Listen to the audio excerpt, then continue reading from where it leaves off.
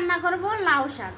আমার ঘরে এক পিস আছে, কোন কোন আপদের ঘরে আছে আমার একটু জানায় না। যেমন কোনো কিছু মাছ দিয়ে রান্না করলে কি লাউ শাক ঠিক হয়, মাছ দিয়ে কি রান্না করলে স্বাদ হয় আমি জানি না। আজকে সবজি আনছিল, এই সবজি দিয়ে এটা কি রান্না করা যায় আপনারা একটু কমেন্টে জানান।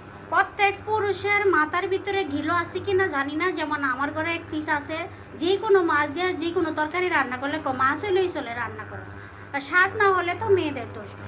যেমন আমি একটা কথা বলি, প্রত্যেক পুরুষে কোন কোন আপদের বাসায় এরকম ছেলেরা আছে আমাকে একটু কমেন্টে জানাইন।